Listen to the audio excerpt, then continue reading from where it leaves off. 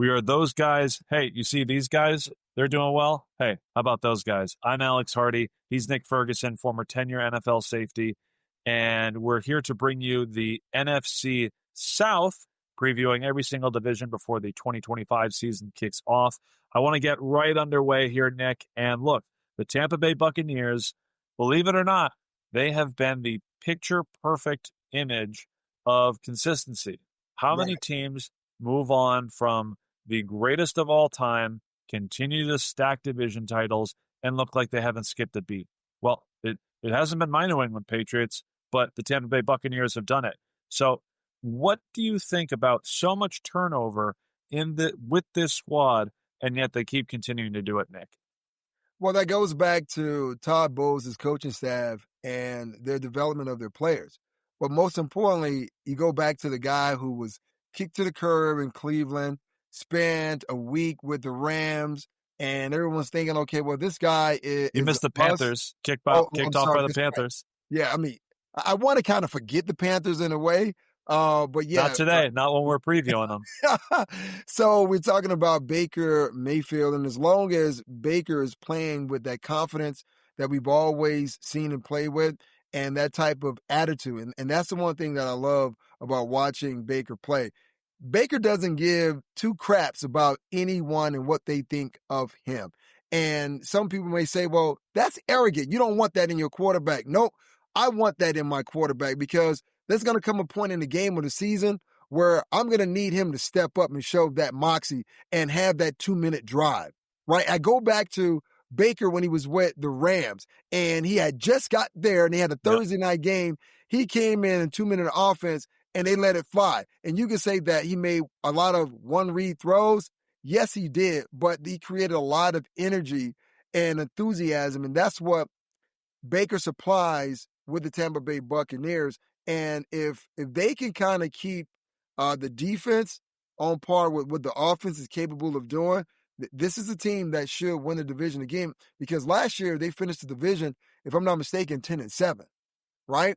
Yep. And being 10-7, obviously you want to get more wins, but you're in a division where you're pretty much the top dog in that division in the South.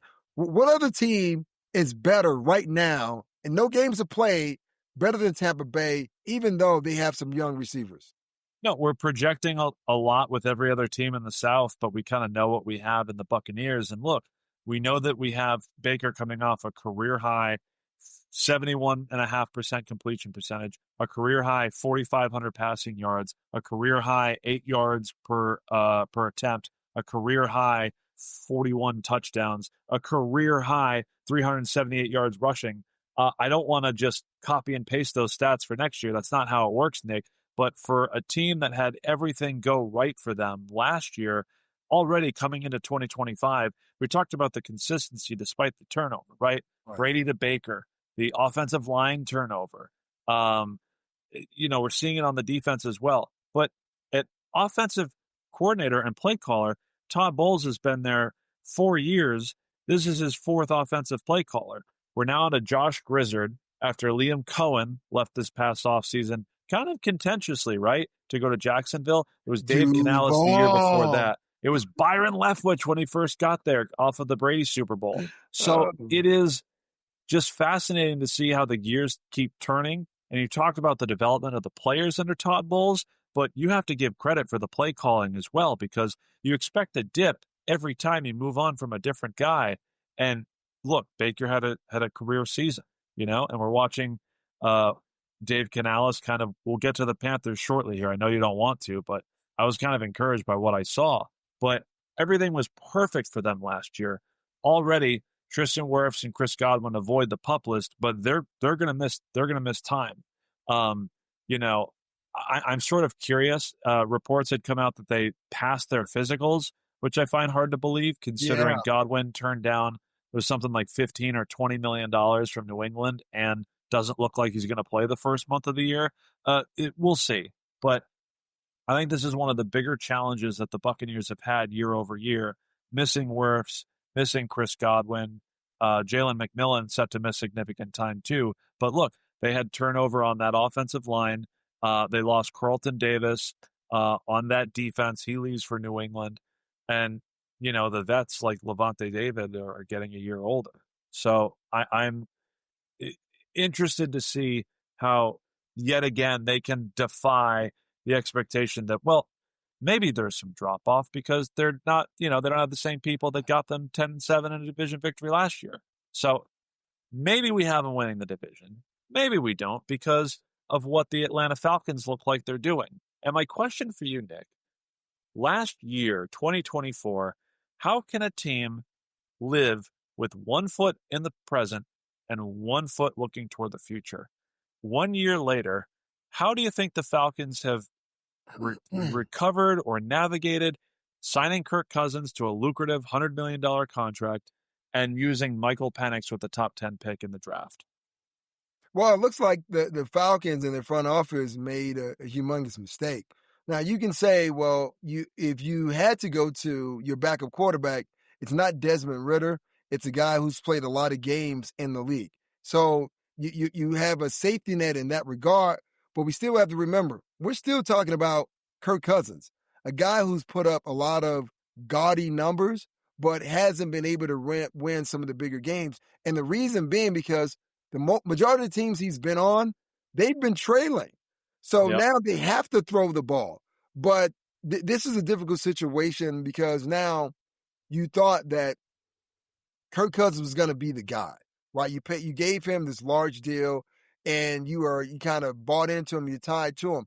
But you did it right after you drafted, or you did it right before drafting a guy like Michael Penix. Now the keys to the car have been handed to Penix. Now, Penix still is one of those guys, he's got a strong arm, but lacks mobility, right? That's going to be a major issue for this offense, whether it's Kirk Cousins at some point, because Penix is not looking the way that they projecting him to look, which I think he will because now he's had this first offseason being the proverbial guy. But it goes back to, can you throw it? With Drake London, their tight end, and Bijan, you can throw it, you can run it with the best of them. But it comes back to this for me, being a defensive guy. Can you stop someone? And I'm not sure that the Falcons, once again, can stop other teams at a higher rate than they're going to be expected to score points. But Nick, I just want to talk about the offense. Defensively, they leveraged again 1 foot in the past. 1 foot in the present, 1 foot in the future. Right? They leveraged their future. They got a pair of pass rushers. They took Jalen Walker and they got James Pierce Jr. In the first round of the draft. They gave up their first round pick in 2026 to move up to 26th overall to get a guy they felt shouldn't have been there at that point in the draft. Right? So a pair of rookie edge rushers should help. It should help that secondary led by your guy, Jesse Bates. And the defense has as many question marks, I think, than the offense does. One hand needs to shake the other. It's kind of a similar conversation, that we had when we were talking about the Arizona Cardinals when we did our NFC West preview, which, by the way, if you want to listen to that, you go to our YouTube, our podcast stream. It's the episode just before this one. I don't have any confidence or assurance that the Falcons defense will get them off the field. But frankly, you got a big arm in Michael Penix. You've got weapons. You mentioned Bijan and Drake London. Like, look, a couple shootouts didn't hurt anybody, did they, Nick? No, they didn't hurt anyone, but being able to win the games late. We watched Michael Penix go against Jaden Daniels, and the Falcons had an opportunity to really win that game and upset Jaden Daniels at home, but they couldn't make the plays that they needed when they needed to make them. Obviously, there was some coaching issues as far as timeouts were concerned, but still at the same time. I mean, you talked about the Falcons defense and that being a question mark. They so much of a question mark, even though they have some young pass rushers. If this was a Batman movie, the Falcons defense would be the Riddler because we don't know who they are. We don't know what they're going to do, right? So it's kind of like, riddle me this. Are we going to stop anyone today? So when your defense can't really slow people down, that's going to force Michael Penix to press. And we know what happens when young quarterbacks press, force turnovers. And you can't give a short field to the opposing offense, and you can't have takeaways that lead to points. Can't do it. No, I mean, look, they averaged over 30 points a game in those 3 starts Penix had to end last year, but the record was 1-2. So your point is well taken, Nick Ferguson.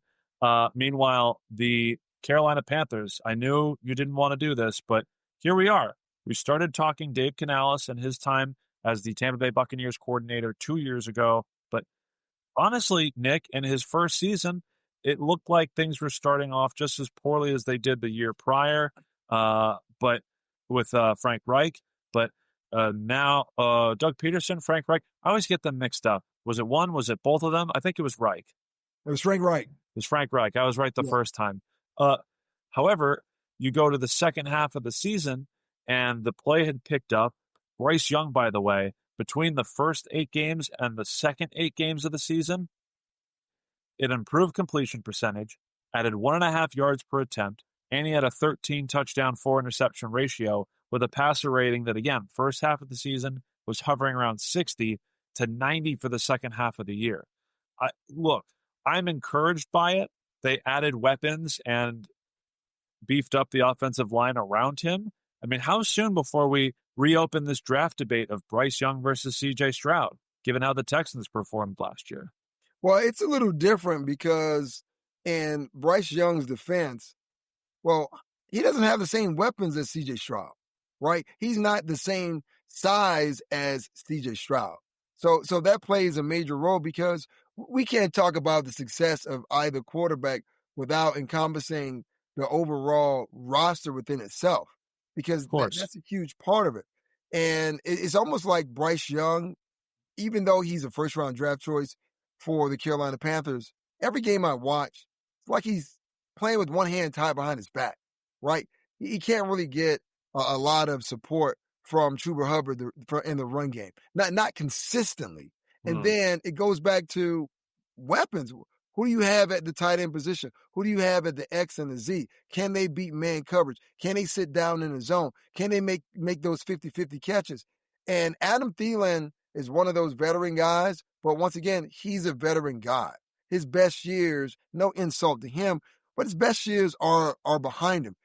Can he get free? And there was a guy that I thought would be an excellent compliment to Adam Thielen, and that was Hunter Renfrow. Yep. Well, they cut him. Yep. Right? They cut third and Renfrow. To me, you need a safety net. You need an outlet. As a Patriots fan, you understand this. Think about Julian Edelman, right? Danny Amendola. Those were safety nets for your guy, Tom Brady. Bryce Young doesn't have that. If you want to tell me that there's a guy, please tell me. Well, they're putting a lot of it on Teteroa McMillan, the 8th overall selection. He was essentially picked here to lift the rest of the offense. I mean, for 2 years, Adam Thielen seemed to be the only guy who could get open. Xavier Legette had those moments, but this was a Panthers team that if he holds onto the football, they upset the Philadelphia Eagles and potentially shake up, how the NFC playoff standings were. But McMillan, I think, is someone they're going to ask a lot of. Back to the Arizona Cardinals comparison we gave, I'm sort of worried they may just park him out there like Marvin Harrison and ask him to win. I expect more from Dave Canales to kind of scheme open looks, and even though he's parked on the outside as an X, maybe give him some opportunities as a power slot. But I'm thinking having one receiver, maybe 2 receivers that can create some separation would sort of untie that hand that you said Bryce Young has tied behind his back. Look, an 8th overall pick wide receiver can only do so much for an offense. The additions that they made in the interior of the offensive line this past offseason, paired with, the spending spree that they did a year ago with Robert Hunt at the guard position, I'm thinking that it's a more sustainable infrastructure for Bryce Young than what he was used to, certainly in his rookie season and even the first half of last year before they built up, the continuity and the familiarity with that offense. It's just, look, sometimes a complicated offense that can be carried out by the likes of Tom Brady and Baker Mayfield takes a year or 2 to adjust. I mean, we talked about Ben Johnson, the NFC North. Look, a team that has a quality and capable play caller. They're entering year 2. Bryce Young entering year 3. I can see some optimism with this offense, but only because, we're not talking about winning games. We're kind of talking fantasy football here because I have absolutely no confidence in that defense whatsoever. Well, let me give you an idea of what it's like playing quarterback for the Carolina Panthers for a guy like Bryce Young. So, like I told you, imagine this. He's playing with one hand tied behind his back while standing in a potato sack and Oh, it trying gets to get worse. It gets trying worse now. yes, and trying to use his offhand to work a Rubik's Cube. There it is.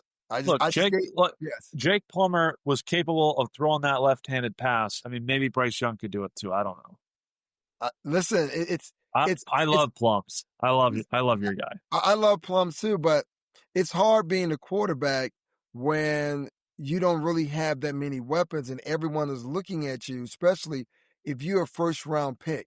They're looking at you as being the savior of the franchise. They want you to take and the organization from Clark Kent to damn Superman. You know how difficult that is when you don't have the Justice League around you and your opponents have 11 guys looking at you that have kryptonite on their helmet. That's very difficult, Alex. That's very difficult. I'm not denying it.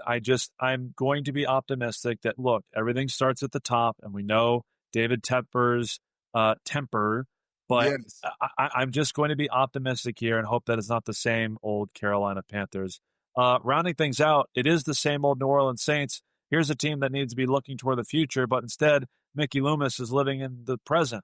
Like, this is a team that needs to rebuild, has needed to rebuild, needs to get multiple dead cap money dollars off of their salary cap, and instead, they draft the 26-year-old rookie quarterback that's now they're going to be their backup, and then they trade a 4th round and a 7th round pick for a 27-year-old wide receiver from Sean Payton, who apparently still runs this organization. I like Kellen Moore a lot. I'm going to ask some questions about his offense compared to what we saw with Clint Kubiak, which his offense we covered extensively when we did the NFC West preview. But, Nick, I just don't get it with Mickey Loomis and just eating all this dead money while refusing to get, in a sense, any bit younger. Well, when you think about it, the Saints have been fleeced on this twice. And it's funny you bring up, Coach Payton, because when you think about what that salary was like for the players on the roster, I mean, it was almost like they had an Air Max card and they just kept swiping. Oh, don't worry about it. We kick that can down the street. Swipe. And now Sean Payton is in Denver with the richest owners in professional football, and he doesn't have to worry about that. Could you imagine being able to go on a shopping spree for players, swipe the credit card? You don't have to worry about the debt. You don't have to worry about the interest. That's on Mickey Loomis. And oh, by the way, you realize that, you know what?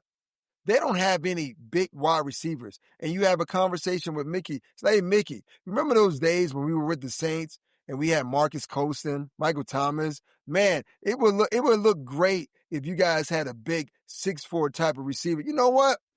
We happen to have a guy named Devon Vele.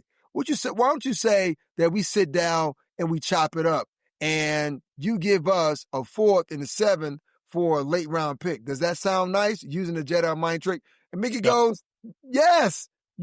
So now reliving in the past, you can't rekindle that. The years are gone. There's no Drew Brees. There's no Deuce McAllister, right? There's no Mark Ingram.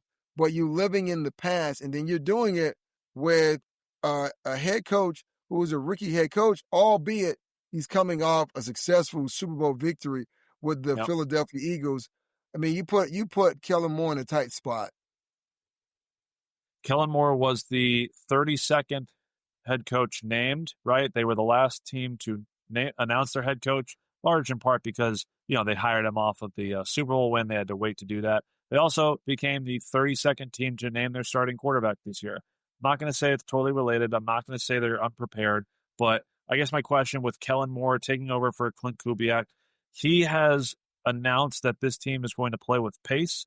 That's something that we saw the Eagles do. We saw the Chargers do when he was there, and certainly the Dallas Cowboys. What does more plays on a bad offense mean, Nick Ferguson? Well, you just hope that more plays mean that your defense is playing better against the run than they've done in the previous year, because that was an issue when Dennis Allen was the head coach. They really couldn't slow people down. Listen, I watched the Broncos, a team that was struggling running the ball, on Thursday night between Javonte Williams, who had, I believe 88 yards, and Yeah. then you had another 60, 70 yards from Bo Nix. So if you're telling me that you're getting Kellen Moore and Spencer Rattler, who's now the starting quarterback, more opportunities, that means that the defense is playing better. You've gotten on track with Alvin Kamara in the run and the passing game, with the screen game, that is. And then Chris Olave, he's healthy. Brandon Yep. Cooks, right? He's Yeah, taking the Rashid top. Shaheed, healthy, Yes, hopefully, as well. exactly. So now you're telling me all of those things are working well for the New Orleans Saints. I find that really hard to believe, because it goes back to, how much faith do you have in Spencer Rattler? That's what it comes down to. Well, yeah, apparently enough to keep him there. You mentioned Desmond Ridder. It kind of smells of that type of situation that the Falcons went through. Like, we're confident we spent a second-round pick. I'm worried. But like I said, the future is bright, Nick. They're only set to spend, as of right now, the 2026 salary cap. They're only $25 million over the cap going into next year. So it's all peaches and cream. It's rosy for New Orleans. Well, it sounds that way, but remember, we're not too many years far removed from the Saints fans wearing paper bags over their faces, right? Now, the ghost of Sean Payton's past and Drew Brees' past, they're not walking through that Mercedes-Benz stadium. They're not. So it's going to be on, Spencer Rattler, Tyler Shuck, and Kellen Moore to kind of put this offense and this organization, back in the mainstream conversation.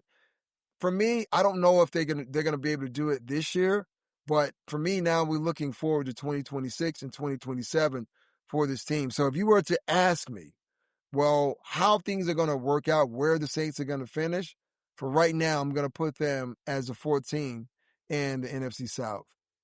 Yep, I agree with you there. Let's go bottom up, Nick. Who's third in the NFC South for you? You know what? I think it might be the Carolina Panthers. Yeah, I think it Okay. might be the Carolina Panthers.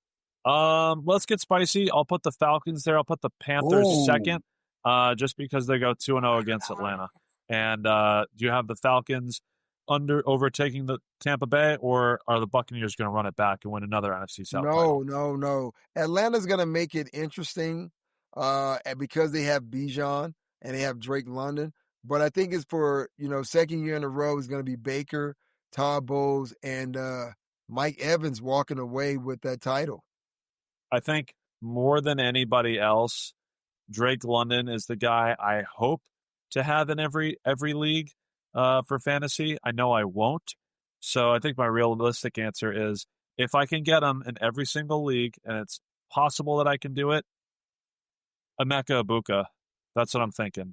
All right, for Tampa Bay. I like those Bucks. I like the opportunity with a couple of injured wide receivers and the pedigree. Those Ohio State guys, Nick.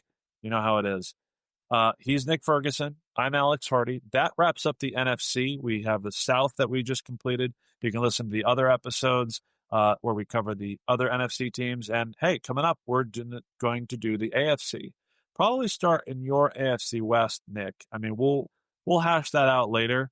But I just had a thought that, at least for now, the AFC West is going to be all about a certain, happening, an occurrence that took place this week. We have an incredible announcement: Taylor Swift and Travis Kelce getting engaged. Not you too. Listen, I think I have a couple takes on this. First of all, I think every guy who's a casual football fan that isn't married already, sweating bullets. If they're in a committed relationship and their girlfriends are big Taylor Swift fans, they are sweating bullets right now.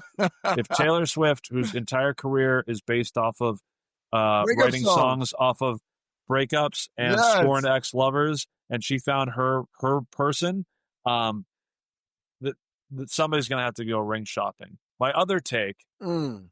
what an incredible, unlikely combo that absolutely worked out. You would never expect, how did you put it, the English teacher and the gym teacher getting Yeah. married like this. So, Nick, off the top of your head here, I'm curious, before we wrap up and get on out of here, your 2 or 3 unlikely combos, unlikely duos that just absolutely get it right. Well, first of all, being a comic book fan, I'm going to say Batman and Superman, right? Okay. Uh, Okay. we know how much Batman opposed the godlike image of Superman, and the other one is bananas and peanut butter. How about that? Honestly, I was going to say peanut butter and jelly, but I'll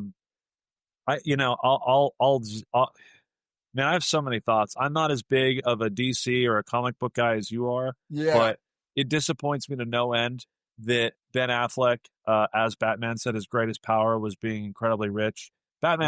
He's the greatest detective. As many superpowers as Superman has, Batman's, Bruce Wayne's ability to deduct and use reasoning as a detective, that is truly his superpower. And I won't use peanut butter and jelly, but I think an unlikely combo would just be like salty and sweet in general.